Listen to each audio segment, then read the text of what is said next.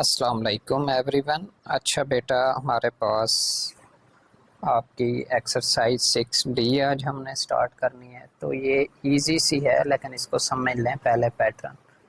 ये 9th में भी आपके क्वेश्चंस बेटा होने हैं, तो इनको अच्छे तरीके से देखें। टॉपिक है हमारे पास बेटा वेन डायग्राम। जो हमने सेट को रिप्रेजेंट करने के मेथड पढ़े थे ना, तीन हमारे पास, tabular form, descriptive form, set builder notation form. तो उसके अलावा हमारे पास बेटा सेट को अगर ग्राफिकली हमने रिप्रेजेंट करना हो, अब ये सेट हमें गिवन भी ना हो, यहाँ से देख के भी मैं बता सकता हूँ कि ए सेट क्या है हमारे पास और यू सेट क्या है। तो इस मेथड को जो ग्राफिकल वे में रिप्रेजेंट किया जाता है, इसे बेटा कहते हैं वेन डायग्राम। तो अब ये चीज़ तो हो गई। उसके बाद बेटा ये होता है, जब आप क्वेश्चन देखेंगे, सारे क्वेश्चन में इसका पैटर्न एक जैसा ही ऑलमोस्ट होता है। तो ग्राफिकल वे में आपकी मर्जी है जिस मेथड से भी रिप्रेजेंट करें। आपकी बुक में एग्जांपल्स भी गिवन है, अगर आप उनमें देखेंगी और सेम आपके पास बेटा क्वेश्चन होंगे एक्सरसाइज 6D के सिमिलर यूनियन वाले, तो आपके नोट्स वाले ने उसको डिफरेंट वे से रिप्रेजेंट किया है। तो जो आपको इजी लगे वो मेथड इख्तियार करें। मतलब ये है कि आप कहीं पर देखेंगे हमारे पास वर्टिकल लाइंस लगी हुई हैं, तो अब आपकी मर्जी है, आप सारी लाइंस जहाँ पर सारी हमारे पास वर्टिकल लगी हुई हैं आप सारी हॉरिजॉन्टल लगा दें, उस चीज़ का इशू नहीं होता है। बस इशू ये होता है कि डिफरेंशिएट इजीली हो सके, कोई भी देखने वाला समझ सके कि हमारे पास आपने उसको किस तरीके से किस चीज़ से डिफाइन किया, वो पैटर्न गलत ना हो। बाकी कोई इशू नहीं होता। होप सो समझ आ गया होगा। तो इसमें हमारे पास आपकी बुक वाले ने कहीं पर शेड किया होगा, कहीं पर हमारे पास लाइन से पूरा वर्टिकल लाइन से रिप्रेजेंट किया होगा। जब आप अपनी एग्जाम्पल लाजमी देखिएगा जो बुक में सॉल्व है आपकी, तो उधर से और यहाँ से अपने सोल्यूशन वाले नोट्स में बिल्कुल सिमिलर क्वेश्चन बहुत सारे हैं, A union B union C. तो उसने जिस तरह की वेन डायग्राम बनाई है और इसने जिस तरह की बनाई है उसमें थोड़ा सा फर्क होगा, तो उसका कोई इशू नहीं है। आप वर्टिकल और रिजेंटल लाइन जिस टाइप की जैसे भी लगाएं, मकसद ये है कि चीज़ डिफ्रेंशिएट हो। तो देखते हैं हमारे पास क्वेश्चन बेटा, इनको हमने वेन डायग्राम से रिप्रेजेंट करना है। दो सेट है हमारे पास, एक है यूनिवर्सल सेट, एक है हमारे पास ए। पहले तो डेफिनेशन अच्छे तरीके से आनी चाहिए। जो भी यूनिवर्सल सेट होता है वो हमारे पास क्या होता है, ऐसा सेट होता है, मैंने आपको बताया था, डेफिनेशन भी पढ़ी थी, जिसमें जितने भी आपको A B C set given होते हैं वो हमारे पास सारे उसके एलिमेंट यूनिवर्सल में मौजूद होते हैं। मतलब क्या है, यूनिवर्सल सेट सबसे बड़ा सेट होता है और बाकी जो ए बी सी आपको गिवन होते हैं वो उसके सब सेट होते हैं, उसके अंडर होते हैं। तो पहली तो ये बेटा आपको सब में यही हमारे पास एक रेक्टेंगुलर शेप उसने बनाई है, इधर यू लिखा है। अब देखें यूनिवर्सल सेट में ये सारे एलिमेंट आ गए और ए सेट भी यूनिवर्सल में ही आ जाता है। ये सारे क्वेश्चन में सेम होगा क्योंकि यूनिवर्सल सबसे बड़ा होता है। बाकी जितने भी सेट आपको गिवन होंगे, ए बी सी, तीन गिवन हो, दो गिवन हो, वो इसकी बाउंड्री के अंदर आएंगे क्योंकि उसके एलिमेंट इधर भी मौजूद होने चाहिए।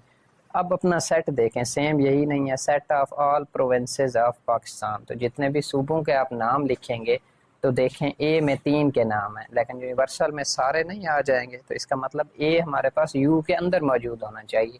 यहाँ से भी इजीली समझ आ रहा है।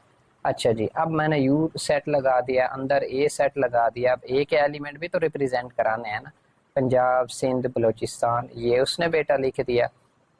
अब मैं जब यूनिवर्सल सेट को देखूंगा तो कोई भी देखने वाला ये चीज़ नहीं देखता है, वो यहाँ से उसे समझ आ जानी चाहिए। तो उसने देखा एक यूनिवर्सल सेट है, अच्छा ए सेट है, ए तो उसको नज़र आ गया पंजाब सिंध बलूचिस्तान है। यू की उसको कैसे समझ आएगी कि यू किस पर मुश्तमिल है। तो बेटा वैसे तो पांच आजकल लिखते हैं, लेकिन आपकी बुक में चलें चार के हिसाब से उसने प्रोविंसेस लिखे हैं, तो वही लिखेंगे। केपी के हमारे पास आपको पता है खैबर पख्तूनख्वा। तो जब इसको अलग लिखूंगा इसका मतलब क्या है कि ये यू में तो मौजूद है, ए में मौजूद नहीं है। अब जब मैं इस पूरे सेट को पढ़ूंगा, इसके पढ़ने का मेथड आना चाहिए कि आपने सही लिखा है या नहीं लिखा। इसका मतलब यू सेट खैबर पख्तूनख्वा पर मुश्तमिल है, पंजाब सिंध बलूचिस्तान भी यू सेट में आ जाते हैं क्योंकि देखें इसके अंदर मौजूद है ना, पूरे यूनिवर्सल सेट के अंदर।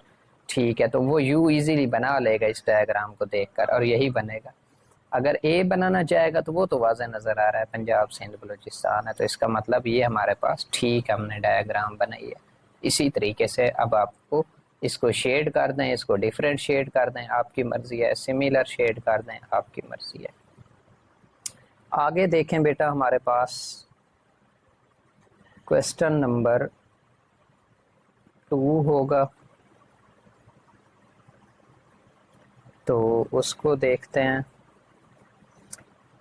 देखें इसमें कहता है write the elements of set U A and B from the following Venn diagrams. अब आपको 3 सेट गिवन है ना, यू ए बी, अभी आपको समझाया है। रेक्टेंगल ड्रा करनी है, यूनिवर्सल सेट यू ड्रा करना है, ए और बी उसके अंदर आ जाएंगे। अब 2 चीजें उसमें देखनी है, ए और बी सेट को आपने देखना है। अगर वो है डिसजॉइंट सेट, ये हमने 2 डेफिनेशन पढ़ी थी। डिसजॉइंट का मतलब क्या है, बिल्कुल मुख्तलिफ, तो उनके दरमियान थोड़ा सा डिस्टेंस रखना है। अगर वो है ओवरलैपिंग सेट, ओवरलैपिंग का क्या मतलब है, ए के कुछ एलिमेंट बी में भी मौजूद हैं, तो उनको इसी तरह ओवरलैप करा देना है। मतलब कुछ हिस्सा देखें ए और बी का कॉमन है, क्योंकि कुछ एलिमेंट दोनों में मौजूद है ना। तो ये होता है रिप्रेजेंट करने का मेथड। देखें यू के अंदर ए और बी दोनों आगा, क्योंकि यूनिवर्सल सेट के अंदर दोनों ही होते हैं हमारे पास। अब देखें, अब आपके लिए बहुत आसान है, पहले ए वाले एलिमेंट लिखें पी क्यू, वो यू में भी आने चाहिए, आ गए हैं ऑटोमेटिकली। बी में देखें क्या है, आर एस टी, बी के लिख दिया। अब कोई भी पढ़ने वाला पहले पढ़ेगा, मैंने ऐसे ड्रा कर दिया, उसको समझ आ गई अच्छा जो इनका ए सेट है वो पी क्यू पर मुश्तमिल है, इनका जो बी सेट है वो आर एस टी पर मुश्तमिल है। अब यू किस पर मुश्तमिल है, तो वो जब यहाँ से यू बनाएगा तो वो तो बना लेगा अच्छा यू में ए और बी तो दोनों आने चाहिए, इसका मतलब P Q R S T पर यू मुश्तमिल है। अब अपना यू देखें, क्या P Q R S T पर मुश्तमिल है यू आपका, नहीं, बाकी भी तो एलिमेंट हैं जो ए और बी में नहीं थे। इसका मतलब बाकियों को हमने ए और बी से अलग लिखना है, जैसे पिछले वाले क्वेश्चन में सेम लिखा था। वो कौन से बच्चे हैं बेटा, एल एम एन ओ। अब इसका मतलब ये भी नहीं है कि आप इनकी पोजीशन चेंज नहीं कर सकते, जहाँ भी लिखना चाहें। हाँ, ए और बी के अंदर नहीं लिखना है, इधर लिख दें, इधर लिख दें, एक एक करके लिख दें, वो इसमें बिल्कुल रिलैक्स होकर जहाँ पर लिखना चाहें, रट्टा नहीं लगाना है, टेंशन नहीं लेनी है इसकी। इसकी बाउंड्री के बाहर लिखना है ए और बी के, और जहाँ पर भी लिखना चाहें जो रिमेनिंग थे। तो ये आपका बेटा, अब आप पढ़ें, आप फॉर एग्जांपल ऐसे समझें जब वेन डायग्राम ड्रा करने के, अब ये हमें क्वेश्चन गिवन ही नहीं था, अब मैं यहाँ से समझना है मैंने कि मैंने वाकई सही ड्रा किए हैं। ए सेट ये है, बी सेट ये है, बिल्कुल ठीक है। यू सेट में ए और बी दोनों आ जाते हैं, इसका मतलब P Q R S T पर मुश्तमिल है यू, और एल एम एन ओ पर मुश्तमिल है, वो भी आपने लिखे हुए होंगे ज़ाहिर है। तो देखें अब बिल्कुल ठीक हमने ड्रा किया है, तो ये आपकी बेटा वेन डायग्राम होती है। इसी तरह हमारे पास बेटा इसका बी पार्ट देखें, वो बिल्कुल सिमिलर है। पहले यूनिवर्सल वो तो सिमिलर ड्रा है, यू सेट रेक्टेंगल ड्रा किया है हमारे पास। अब मैं ए और बी को देखूंगा। अब ए और बी को देखें, दोनों में कुछ ना कुछ एलिमेंट कॉमन है नहीं, इसमें भी 3 4 है, इसमें भी 3 4 है। इसका मतलब ये डिसजॉइंट सेट नहीं है, ओवरलैपिंग है। ओवरलैप का क्या मतलब होता है, एक दूसरे से जुड़े हुए, मिले हुए, कुछ ना कुछ कॉमन है। तो आपने अब ए और बी जो ड्रा करना है वो देखें, इधर डिसजॉइंट थे, इधर ओवरलैपिंग है। अब ड्रा करें अपना ए, पहला ए में आए बेटा 1 2 3 4। अब 3 4 दोनों में कॉमन है, देखें तो ए का 1 2 इधर आ गया, 3 4 उधर लिखना है जिधर हमारे पास ए भी, ए में भी मौजूद है, बी में भी, जो कॉमन एरिया है दोनों का देखें, उसमें मैंने 3 और 4 लिखा है। क्यों, क्योंकि 3 और 4 दोनों में कॉमन है। तो जो दोनों में, दोनों सर्कल में एरिया कॉमन आ रहा है उसमें क्या लिख देना है, 3 और 4।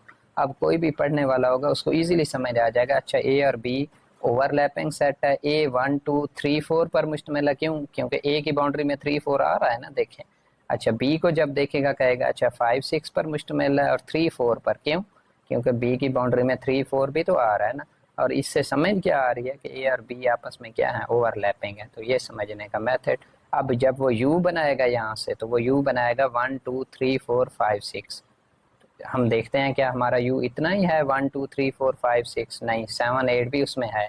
तो फिर कोई भी इस डायग्राम को देखकर 7 8 उसको कैसे समझ आएगा, इसका मतलब ए और बी में 7 8 नहीं है। बाकी जहाँ पर भी लिखना चाहें इस बाउंड्री के अंदर ए और बी से हट कर लिख दें, यहाँ पर लिखा है उसने, आप यहाँ पर लिख दें, यहाँ पर लिख दें, यहाँ पर लिख दें, कोई इशू नहीं है। तो होप सो बेटा समझ आ गया होगा, आसान है, कोई मुश्किल नहीं है, रट्टे नहीं लगाने हैं। बस जिस तरीके से भी आप ड्रा करना चाहें, जैसे पढ़ना बता रहा हूँ, जब ड्रा कर लें तो फिर पढ़ना आता हो कि वाकई सही अब ड्रा किया है या नहीं है, डिफ्रेंशिएट होती हैं चीज़ें या नहीं होती हैं। बस ये चीज़ें थी।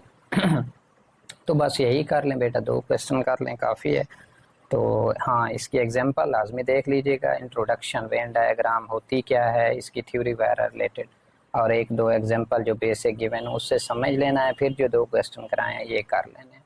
आगे हम इंशाल्लाह नेक्स्ट लेक्चर में करेंगे 3 से आगे। ओके जी, खुदा हाफिज़।